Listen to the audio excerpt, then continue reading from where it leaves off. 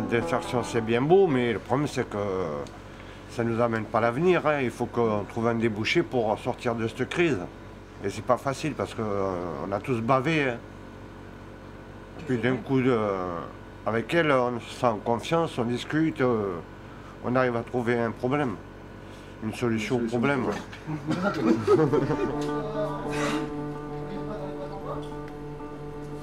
Parce que là, on a les stylos l'après-midi. Voilà, on a les stylos, l'ordinateur, et c'est pas pareil que la bêche, la binette et la terre. Mais pourtant, ça fonctionne aussi. On ressent plus de la réflexion sur ces photos. Ça demande beaucoup de concentration. On était sur une recherche d'emploi.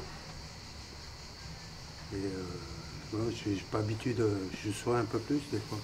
C'est pas forcément évident de sortir de la terre et puis d'aller l'après-midi, en ce moment en pleine chaleur, dans un atelier où là on est plus dans la réflexion, dans l'écriture, c'est pas facile.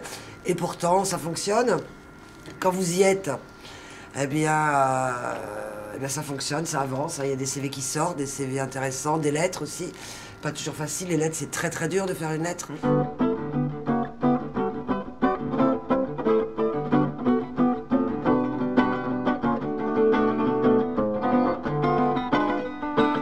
J'ai dit écoute, moi je sais pas quoi faire de mes 10 doigts.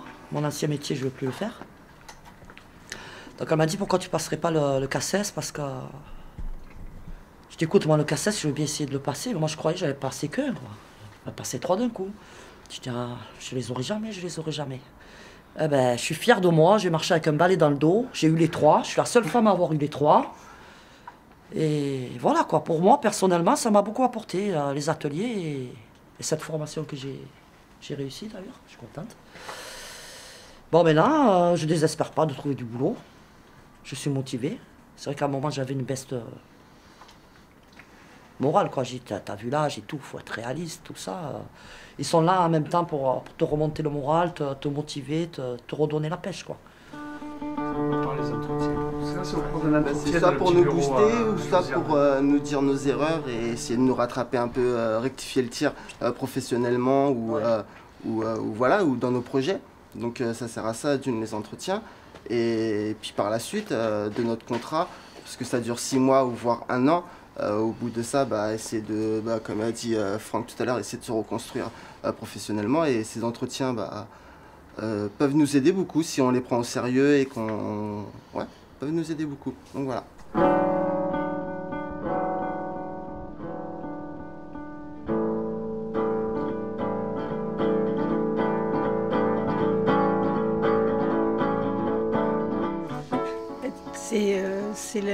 C'est la conjugaison d'un travail, de se remettre un peu dans le bain du cadre du travail avec les exigences d'un contrat de travail, mais c'est aussi se poser, réfléchir à qu'est-ce que je vais faire de ma vie, qu'est-ce que je veux faire après.